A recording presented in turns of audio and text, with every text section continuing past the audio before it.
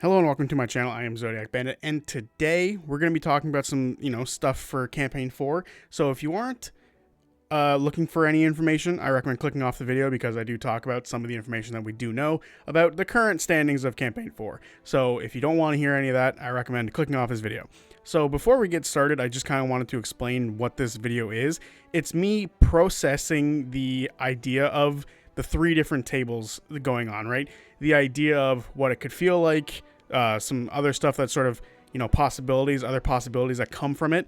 So, and talk about potential scheduling stuff. So I kind of just wanted to put that out there that this is a processing video of information, sort of going over it. As you can hear in the video, at some point I will click some things together as I'm talking and it'll be like, oh, this is a possibility as well. So this isn't like a rant video or anything like that. It might come across like that, I guess. I just wanted to say this is literally just me processing information and sort of bouncing off ideas to you guys and seeing what you guys think about these potential ideas. So just felt like putting this out there as a understanding what this video is. Also, YouTube has recommended I push memberships.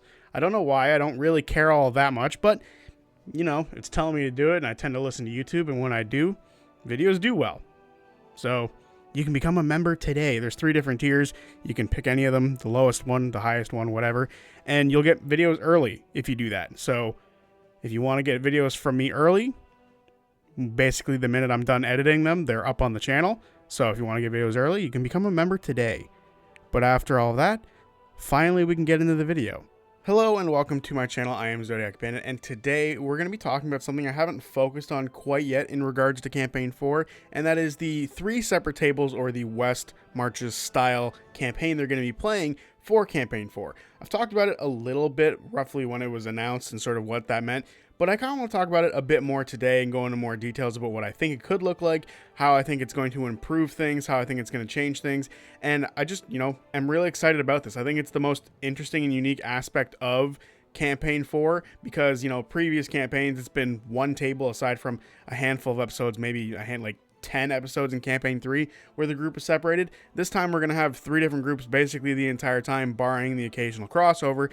And I think it's just really interesting and really cool that the idea of seeing a D&D style basically run the way Lord of the Rings works, right? With there being different groups, Samwise and Frodo, Merry and Pippin, and then Legolas, Aragorn, and Gimli having their all separate adventures and occasionally crossing over with each other. That's what this is going to look like, and it's actually got me very excited for what we're going to see in Campaign 4, and I really want to just talk about it today.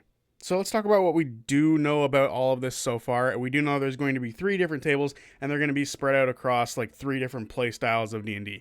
There's going to be soldiers, there's going to be seekers, and there's going to be schemers. The soldiers is more about, seemingly what Brennan was describing was combat-oriented stuff. So it's, a lot of heavy combat stuff, which is why I can imagine someone like Travis would want to be there, because that's what he typically enjoys when playing, every other campaign of Critical Role. He likes the fighting aspect of it, so I feel like Travis is going to be there. Just, putting out an example of someone who would be there. Then we have a seeker, which is someone who's going to be looking after lore and, trying to unravel the mysteries of the world, I would imagine. So, and potentially even dungeon delving and stuff like that. So a player I could see there could potentially be Matt or even Liam. I feel like in the past, there's been a lot of lore dumps surrounding Liam. So I feel like he could be there, but based off his class, I don't know if that's going to be the case. But again, classes aren't enough to truly for us to know who's going where. And then we have schemers, which are going to be role play and espionage type characters, more like spy stuff and, needing to be, good at talking and moving your way through people, making it look like you belong sort of deal, which is why I think Sam could potentially be there because he is very charismatic. But again, we have no idea who's going to be where. I just feel like those 3 are potentially in those places, but who knows? Aside from that, we don't know who's going to be where. So I'm not going to try to predict who's going to be where. We have no idea yet. It hasn't been confirmed, thank goodness. I don't want to know before we get to the break between them all. So that's another thing we do know. We do know the first 4 episodes is actually going to be with the entire cast together. All 13 players are going to be at the exact same table until they break off and everything else. Now from there, that's about all we know. So from there, it's going to break off into different things. And I think we can talk about scheduling first, how we think the schedule is going to look. It hasn't been confirmed or denied if they're going to do the same thing they did last year or last campaign, where they took a break at the end of every month. So what we could potentially see is 3 episodes and then a break and then a switch to the next group. And I feel like that would be like the best way to go about like how to schedule this. It could be, if they decide not to have any breaks, 1 month per group. That way we get like 4 episodes, 4 episodes, 4 episodes, the occasional 5 episode, because a week is 5 weeks long, or a month is 5 weeks long. So I could see a scheduling stuff like that. I get the feeling we're likely going to get the campaign 3 schedule again, where they take the last week off. That way it'd be like a nice break between everything. And I feel like with it flowing like this, with it being different groups, it won't feel as choppy as campaign 3 did, because campaign 3 had it where it was like with the same story the entire way along, and then just massive breaks in between. Whereas this time it's going to be like a shift in story to go somewhere else. So we're going to have that break and then a shift into a different story. So I feel like it's going to blend in and feel a lot better than just taking that break, because now we're going to be seeing a shift into a different direction. So that break is justified, because you need that break to sort of take in what you learned in the last 3 weeks. And now you're going into something new for a different 3 weeks. I feel like that's going to feel a lot better if they do elect to do that. So realistically, I could see them doing that, where they do the break at the end of every month. But I could also see them like sort of reading the room, being like, people didn't like that too much, and then just going back to solid work, because it feels like they've already recorded a bunch of stuff based off what they've like said. So they're probably like way ahead in pre-recording. So I don't feel like they need to have that break. They just need to upload the video and bam, we see it. So I don't feel like that's necessary to do this time around, because it feels like they've pre-recorded a metric fuck ton of stuff. But who knows, maybe they haven't, and maybe they do need to do like monthly blocks and they need to record like that. So they'll have to take that break so that people can, relax once a month. But who knows? I'm just speculating on the schedule as of right now. So now I kind of want to really talk about the feel of the campaign, how it could feel, because I do think that's important. And I'm very excited. It really depends on like how it gets set up, but I really am looking forward to the idea that it's going to be pseudo Lord of the Rings like, where we have 3 different groups sort of focusing on 3 different tasks, where you have like Frodo and Sam, they're trying to get rid of the ring, so they're trying to sneak into Mordor. Like that's one group, and then we have like Legolas, Aragorn, and Gimli over here trying to like unite the realms. And at first they're trying to save Merry and Pippin, but then they're trying to like unite the realms so they can come together and fight against Mordor and Sauron, right? So that was, an interesting way to go about it. Maybe that could be like the Seekers team. The other ones, are not the Seekers. That like the Aragorn team would be kind of, that's a little backwards actually, but you know what I'm saying? Like there's different vibes for different people here. And then there's Merry and Pippin, who just do random shit and somehow destroy Isengard.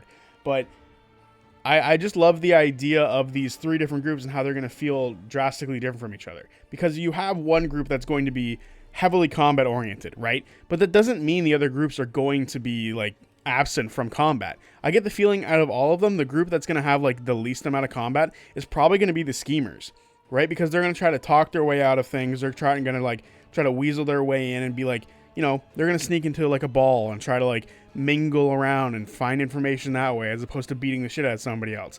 And then you have the Seekers, who are going to be someone who I feel like is going to be the most balanced. I feel like the Seekers are going to like end up fighting like the most like dungeon delvy stuff, based on the fact that they're going to go down into like the ancient library and like try to find an ancient book, and they're delving deep and they end up coming across like a ghost of the librarian or something like that, right? Or they just delve into a dungeon because there's like a sacred tablet down there and they have to fight like some sort of guardian of the tablet. I feel like there is going to still be combat in that group. I really feel like it's going to be interesting to see like how different each of them feel, based on the fact that they are doing like, one group has already said like they're like combat oriented, and then another group is lore oriented, and then another group is roleplay oriented. So I'm very interested in seeing exactly how that like makes them different from each other, or if we're just going to see 3 different groups doing roughly the same thing. Like all of them have a level of roleplay, I imagine, to a degree. All of them have a level of combat, again, probably going to happen.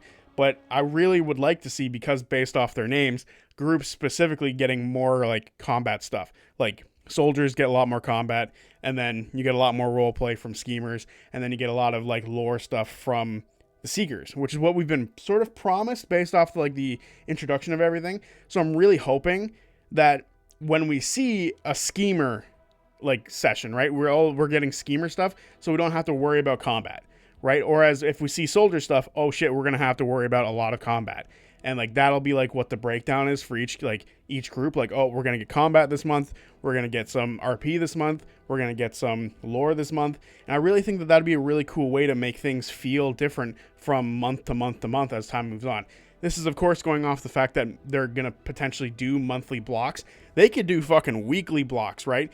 We have no idea how it's going to go. They could potentially be like 1 week soldier, 1 week schemer, 1 week's a fucking seeker. And then they just do that over and over again, which would be bananas and extremely hard for Brennan to truly keep track of where everyone's going. And I feel like that would be really bad for them to do now that I'm thinking about it, because as a viewer, I want to be stuck in this mode and then shift to that mode, which is why I think they should do it the other way, like I mentioned before. So who knows? I really just wanted to talk about the feel of the campaign, because again, we don't know what the conflict is quite yet. We did hear a little bit of what it could be in the trailer, but I don't feel like that was enough to truly give us what we are going to be seeing as a group, but who knows? And then, of course, there's been a lot of people talking about like how occasionally the groups are going to cross over, and that all 3 groups are going to convene at some point in time, and they're going to be able to share things, and then potentially split off into even more different groups, where like some people in the Seekers join the Soldiers team, and some people in the the Soldiers join the Schemers, and some people in the Schemers join the Seekers, and then the teams just mix and match and go off in separate different directions again.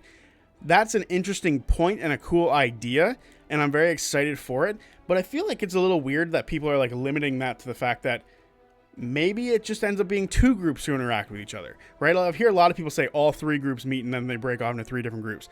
I haven't seen too many people talk about the fact that 2 of the groups could meet and split off into different groups as well, creating 3 different groups, and one group is still like completely unchanged. One group, like the Schemers, is still over here. Meanwhile, the Seekers and the Soldiers have interacted and split off entirely. And I feel like that's a really interesting idea as well, where occasionally you end up getting the Seekers and the Soldiers meeting up, or the Seekers and the Schemers meeting up. And then eventually, after enough time has passed and people want to try different stuff out, they break off into different groups, where some Schemers join the Seekers and they go off in their different directions, and the Soldiers are unchanged. I love this idea, and maybe it could happen multiple times as time moves on.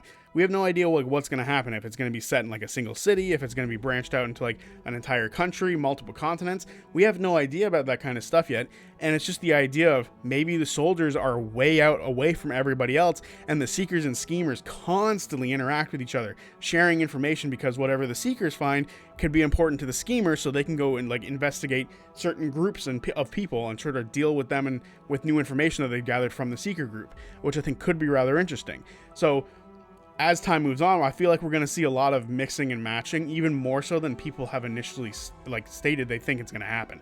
I think it's going to happen a lot. I feel like once every rotation, we're going to see a group interact with another group, as opposed to once every rotation being once every 3 months. I feel like that would be a really safe way to do it, and it could even bleed into us going from one group to another, right? Where we start with the Soldiers, we have 3 weeks with the Soldiers, and then in the last week with the Soldiers, the Seekers show up, and then we move into the 3 weeks with the Seekers, and then we move into the last week with the Seekers, and the Schemers show up, and then we go into the next week, next couple of weeks with the Schemers. And I feel like it could flow really nicely like that if they really wanted it to, and I just feel like people aren't talking about this. I haven't seen too many people talk about the potential of a lot of crossing over with these groups. People want them to be separated for a while and then reconvene and then break off into different groups.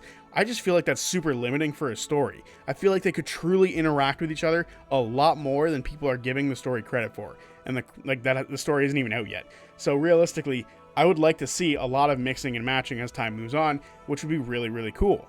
So for a while, I put this video off, because I didn't think what I was going to say was going to be anything new about this sort of stuff, right? I didn't think, what I was saying would be too different from a lot of people were saying to justify this video, to justify talking about the 3 different tables. Because we can talk about scheduling all we want. Sure, we can talk about game fuel all we want. Sure, we can talk about mixing and matching, but everyone's talking about those things. What I haven't seen a whole lot of people talk about, and it's a little weird to me because I didn't think about it either until a couple of days ago, and that is guest characters in this campaign. I haven't seen too many people talk about guests at all, because I feel like we're too focused on the fact that there's going to be 3 different tables with 13 different players, right? We are really focused on that and have sort of forgotten the fact that Critical Role do like to have a bunch of guest characters appear throughout a campaign. Of course, some campaigns had it a little different than others, right? With Campaign 2, COVID struck, and then with Campaign 3, Dorian struck. And we all love Dorian, so we didn't really care if we got another guest or not. Even though I feel like we could have justified a 9th player at the table, I digress. I feel like what we got was still really good with all those things. Campaign 1 was the only one that sort of had, characters appear throughout the entirety without like any much of a slowdown. There were a ton of guest characters in campaign 1. I believe it has the most guest characters if I remember correctly. But my point being, campaign 4 could be a totally different beast when it comes to guest characters, because I feel like you could have a really unique way of a character coming in and being with the schemers, and then we don't see them for a while, and then they come back at a different table, say the soldiers table, and we get to see this character that we as viewers know, but those players don't know, and we get to see now how they react to this new person. I think that would be so badass. And then to even further that even more, to sort of have like the groups mixing and matching, this character can come back again and say join the Seekers group, but now the Seekers group has a character that this person has already met, so now only half the party doesn't know who this person is, but the other half does, and they trust this person already. I feel like that would be a really, really cool way to yet again make the world feel alive, because I feel like this game is going to allow it to feel the most alive, because we know there's going to be events happening over here in this location, and we know that the schemers are over here in this completely separate location, and the soldiers are in this completely separate location as well. So for a guest character to be able to make their way through all three of those would feel really cool. Of course, you'd have to spread it out over time. I don't expect the character to be like there for 3 months at a time, if you will, and going from each group just one after the other. I feel like you'd have to really space out a character, but we'd be able to see them level up, grow, change, maybe digress in character a little bit, and then that sort of like makes them a little different. So like when they meet a Seeker character for the second time, they see that there's a little bit different about this person that they met in the past.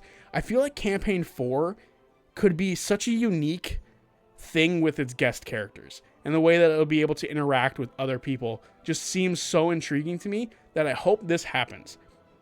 That I hope a guest character comes in and is able to work their way through all three tables, and maybe even come back again even after that, when all the groups are sort of mixed together to be like a 14th player, if you will.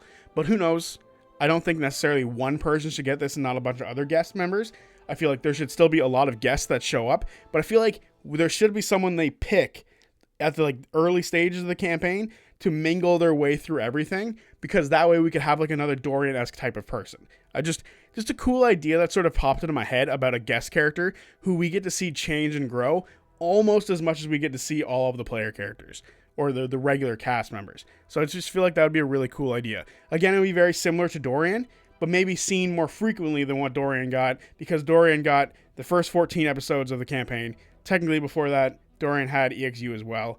And then after that, there was Kymel, and then nothing until Dorian came back in the campaign. So I feel like this way would be a lot like more narratively satisfying to see a character grow, especially a guest character, because we'll see them throughout the course of it as opposed to the start and then the end. So now I want you to sort of cast your mind back to campaign 3, right? And how a lot of the time before campaign 3 came out, they were really pushing for the idea that campaign 3 was going to be different. And I wanted to really think about this for a while, because I do think it's important to mention. They said campaign 3 was going to feel different. And I look back at campaign 3 and like what they meant by that. And to me, it's clear that they meant like with the EXU characters coming in, it's going to feel different because you already know a handful of characters. And then with like one long continuous story, right? The idea of it being one long story the entire way through, where we were working and trying to figure out Rites, and like a bunch of like characters' backstory connected to Rites. So that was potentially what they meant, but I also think that they also meant like they're going to be referencing previous campaigns a lot more this time around.